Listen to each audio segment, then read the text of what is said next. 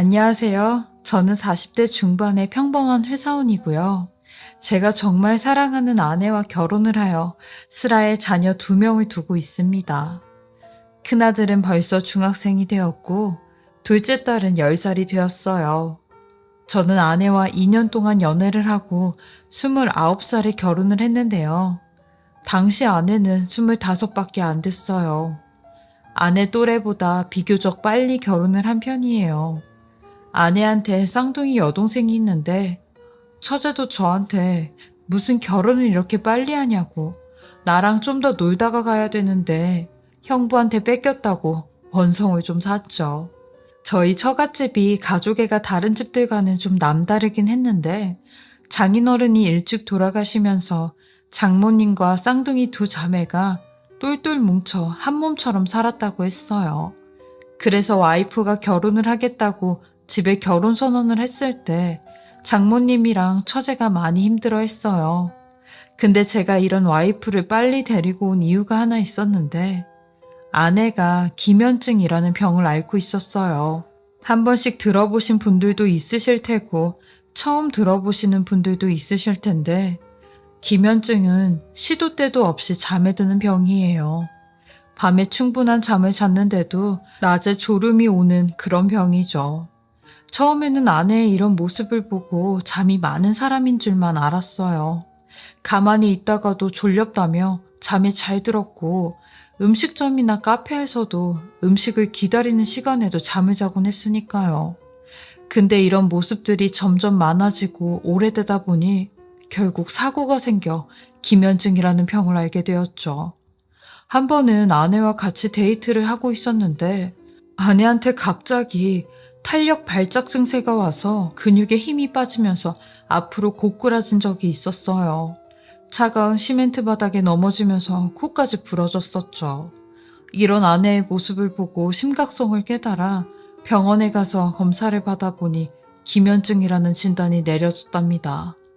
그 당시에는 굉장히 생소한 병이어서 아내나 저나 당황스럽기만 했어요. 아내는 병원에 나오자마자 제게 나는 이제 더 이상 자기랑은 못 만날 것 같아. 내가 자기를 붙잡고 있는 게 짐처럼 될 거야. 그러니까 그만 만나자 우리. 라며 이별을 고하더라고요. 이 말에 처음에는 많이 흔들렸습니다. 병원에선 현대의학으로 완치가 불가능하다고 했고 증세가 더 심해지면 항우울제도 같이 사용한다고 했거든요. 아무리 아내를 사랑한다고 해도 제가 이 사람을 끝까지 책임질 수 있나 하는 고민을 하는 게 맞다고 생각을 했습니다. 감성보단 이성적으로 판단을 해야 했고 아무런 생각 없이 내가 너 책임질게 라고 큰 소리를 쳤다가 나중에 무책임하게 헤어지자고 하면 그게 더 이 사람을 힘들게 할 거라고 생각을 했어요. 그래서 고민하고 연락을 준다고 했죠. 그렇게 저는 보름 동안 생각을 한 결과 이 사람이 없으면 제가 더 죽겠더라고요. 그래서 아예 결혼을 하자고 했습니다. 이런 아내를 내가 지켜줘야겠다고 생각을 했거든요. 그래서 일찍 결혼을 하게 된 거고요. 사실 아내가 장모님과 처제한테는 기면증 얘기를 하지 않고 있었어요. 엄마랑 동생이 걱정한다면서요. 그러다가 결혼 허락 받으면서 얘기를 했는데 이런 비하인드 스토리가 있었다는 걸 알게 된 장모님과 처제는 나중에야 제게 미안하다고 하셨어요. 우리는 아무것도 모르고 자네가 너무 빨리 채영이를 데리고 가는 게 서운하기만 했었네. 근데 이런 뒷얘기가 있었는 줄은 몰랐어. 되려 내가 자네한테 이 은혜를 어떻게 갚아야 될지 정말 면목 없고 미안하네 라고 하셨죠. 그리고 처제 또한 울면서 형부 미안해요. 우리 언니 책임져 준다고 해서 고마워요 라고 했죠. 저는 이런 두 분에게 재영이 데리고 열심히 살 테니까 많이 응원해 주세요 라고 했어요. 물론 저희 부모님께도 아내의 이런 사정을 다 말씀을 드렸습니다. 근데 부모님이 워낙 열려있는 분들이시라 저의 선택에 대해 존중은 해주셨어요. 어머니께서는 걱정이 많으셨지만 이내 제게 좋은 말씀을 해주시며 부부가 이런 고난을 함께 이겨나가는 것도 좋은 모습 같다고 잘 살라고 응원을 해주셨어요. 그렇게 저희는 축복 아래 결혼을 하게 되었고 아내는 결혼과 동시에 집에서 살림을 하며 제 내조에 힘을 써주었습니다. 기면증 때문에 사회생활은 물론이요, 사람들 만나는 일까지 하지 못했거든요. 저는 이런 아내가 걱정이 돼 속으로 몇 번이나 울었지만 되려 아내는 이런 절 위로하듯 오빠, 비록 내가 완치는 안 되더라도 나 약 잘 챙겨 먹으면서 이겨낼 거야. 씩씩하게 잘 살 거야. 그러니까 오빠도 울지 마. 라고 했어요. 이런 모습이 가여우면서도 대견하고 고맙고 그랬죠. 하지만 걱정과는 달리 저희 부부는 결혼을 하자마자 1년 만에 첫째를 임신하게 되었고 건강한 아들을 낳게 되었습니다. 아내의 출산 소식은 저희 두 집 모두에게 경사나 다름없었고 아내가 아들을 케어하지 못하니 장모님이 저희 집에서 같이 사시면서 육아를 도맡아 해주셨어요. 장모님께는 많이 죄송했지만 장모님은 되려 이게 당연한 거라고 죄송해하지 말라고 하셨죠.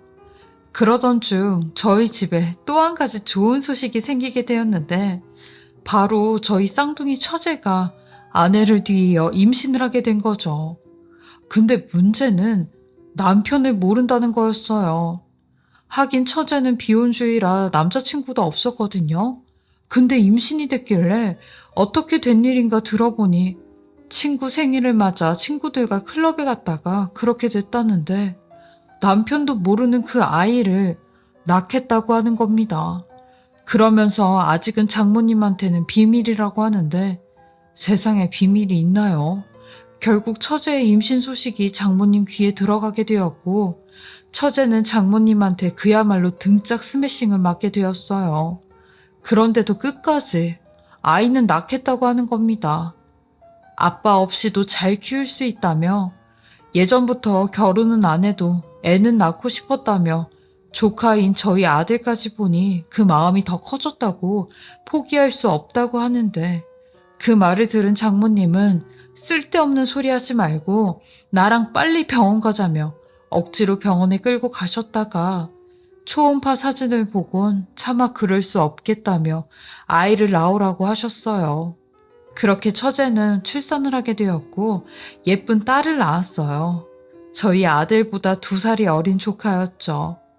저는 이런 조카 딸에게 이모부로서 때로는 아빠로서의 역할을 해주었어요.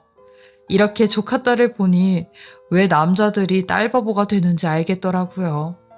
그래서 저도 딸 욕심이나 아내에게 둘째를 갖자고 했고 제 바람대로 아내가 딸을 낳게 되었습니다. 인생이 제가 원하는 대로 흘러가는 대로 그려지는 것 같았어요. 하지만 이런 저에게도 생각지도 못한 시련들이 닥치고 말았죠.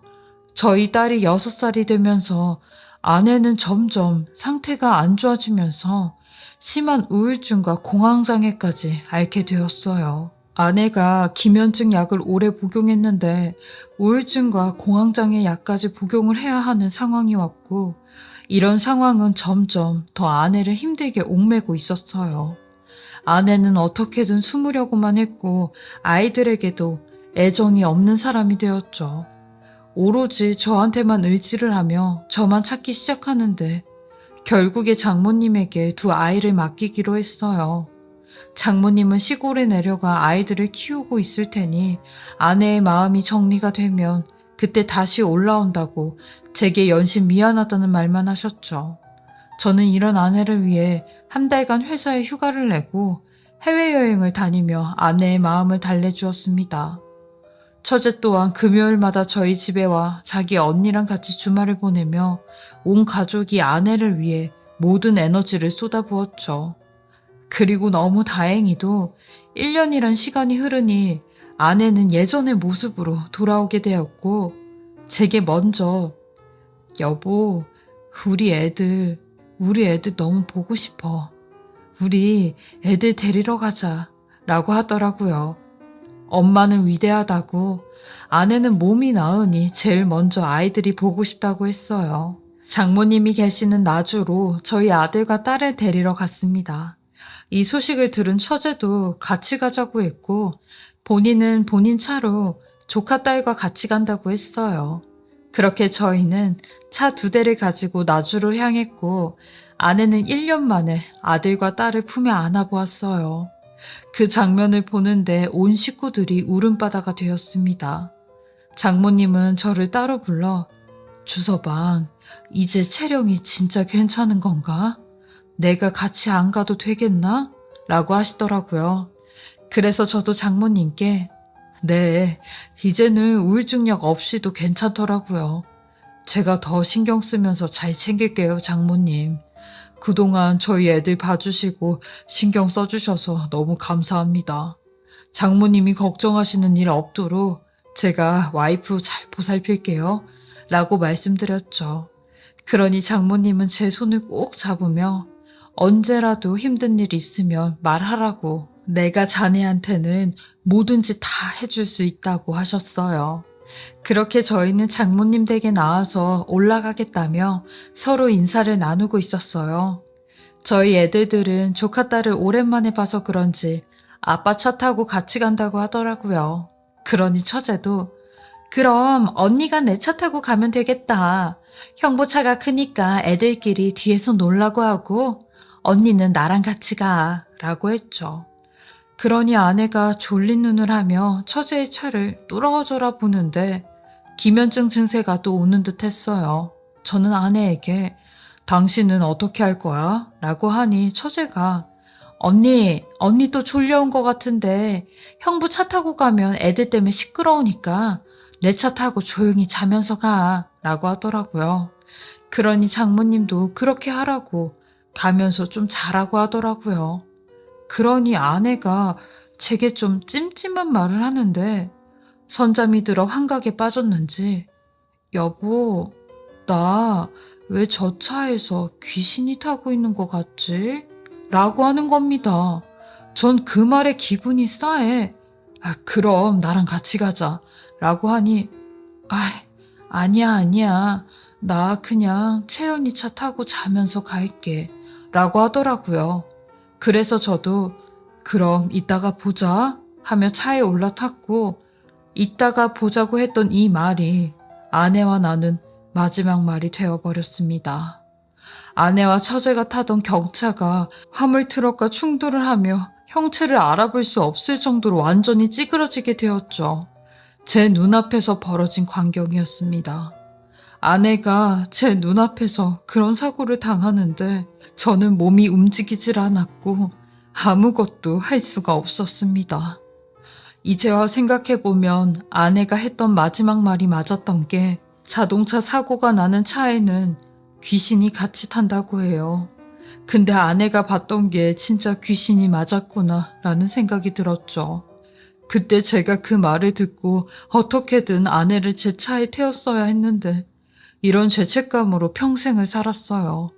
장모님은 이런 제게 그게 왜 자네 탓이냐며 자네는 우리 딸한테 평생을 헌신했다고 그런 말 하지 말라고 저를 보드담아 주셨습니다. 아내를 사고로 보내고 저는 제정신이 아니며 살았어요. 아이들 또한 엄마를 잃었다는 슬픔에 많이 힘들어했는데 그 당시에는 저 힘든 것밖에 안 보여 애들을 감싸줄 여력이 없었죠. 지금도 그때만 생각하면 아이들에게 너무 미안할 따름이에요. 제가 한동안 회사까지 나가지 못하고 집에서만 폐인처럼 지내며 힘들어할 때 장모님은 조카 딸을 데리고 저희 집에 와서 저를 챙겨주기 시작했어요. 저를 비롯해 새 아이들까지 챙겨주셨는데 한 1년 넘게 저희 집에 계셨죠.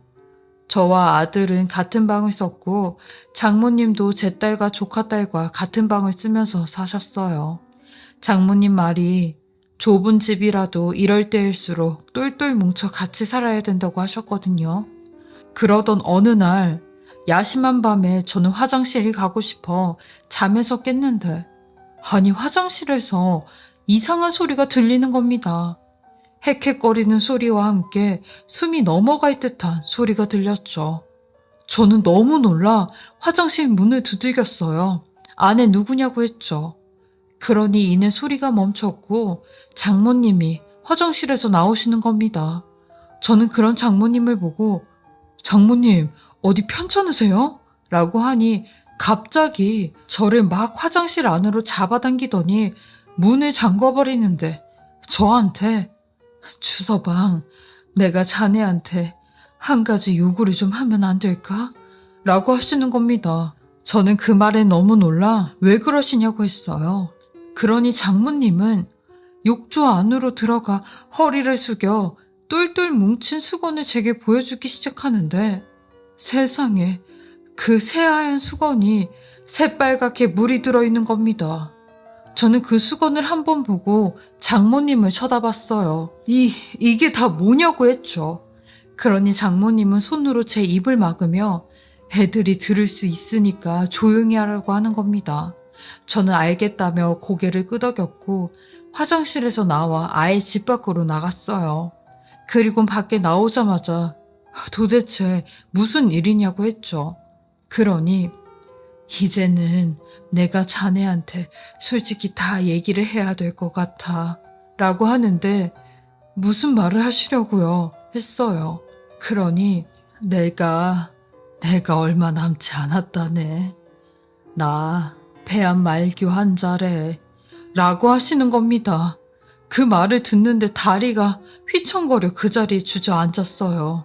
저는 말도 안 된다며 그게 대체 무슨 말이냐고 왜 장모님이 얼마 남지 않았냐고 말도 안 된다고 하며 고개를 있는 대로 저었죠. 그러니 장모님도 나도 믿고 싶지가 않네. 내 딸들 보낸 지 이제 1년이 조금 넘어가는데 나까지 이렇게 데리고 간다니 우리 모녀가 전생에 아주 못된 짓을 했나 봐.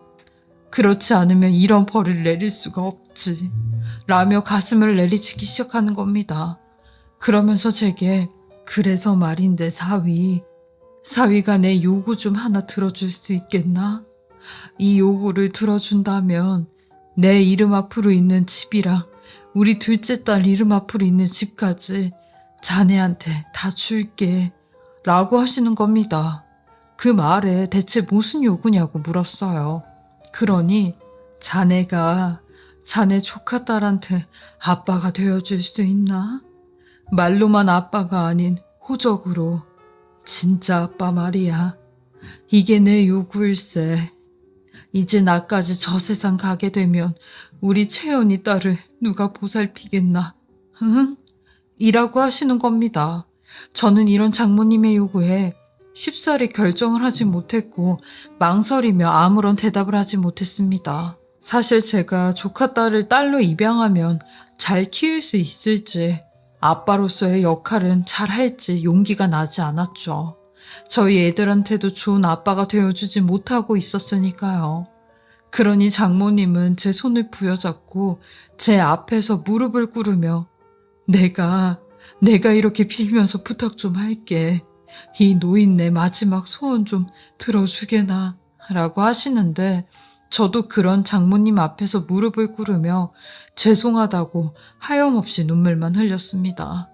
그날 저와 장모님은 서로 새벽 동이 틀 때까지 울고 노여워하고 답답해하고 슬퍼하며 긴 이야기를 하게 되었고 결정까지 하게 되었습니다. 저의 결정은 장모님의 요구를 받아들이겠다는 결정이었어요. 제가 원래는 끝까지 안 된다고 했다가 장모님의 말 한마디에 마음이 움직였는데 저의 아내 이야기였어요. 자네가 아픈 우리 딸한테도 이렇게 좋은 남편이 되어줬었는데 조카 딸한테도 좋은 아빠가 되어줄 수 있을 것 같네 라고 하시는데 그 말을 들으니 두렵고 걱정이 되던 마음이 사라지는 듯 했죠.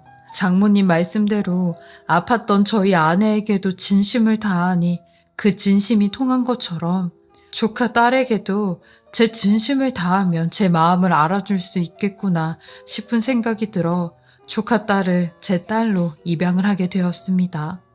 그리고 장모님이 눈을 감으시는 그날까지 옆에서 다 보살펴드리며 마지막을 함께 했습니다.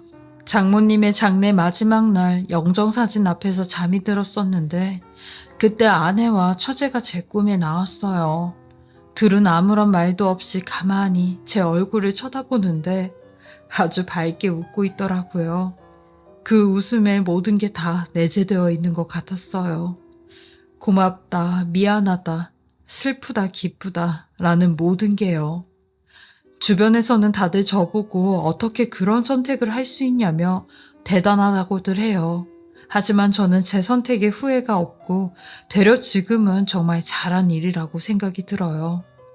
저의 큰아들은 두 여동생들을 잘 보살피며 제가 집에 없을 땐 저 대신 아빠 노릇도 하고 동생들을 잘 챙기고 있죠. 그리고 조카딸, 아니 이제는 제 딸인 저희 둘째 딸도 막둥이 동생을 잘 챙기며 때론 엄마같이 지 오빠랑 동생에게 잔소리를 하곤 해요. 저한테도 술 많이 마시지 마라, 비타민 챙겨 먹어라 잔소리를 하더라고요. 저희 아이들 너무 기특한 게 다들 본인 자리에서 자기들이 맡은 역할을 톡톡히 하며 저를 많이 도와주고 있어요. 저 또한 이런 토끼 같은 아이들 덕분에 슬퍼할 시간도 없이 열심히 살고 있어요. 그러면서 제 목표가 하나 생겼는데요. 이 세 아이들 정말 잘 키워서 나중에, 아주 나중에 아내랑 처제랑 장모님을 만났을 때 나 애들 열심히 키웠지? 라는 말을 하고 싶어요. 그때까지 온 정성을 다해 아이들을 키우는 훌륭한 아빠가 되려고 합니다. 지금까지 저의 긴 이야기 들어주시고 읽어주셔서 너무나 감사하고요.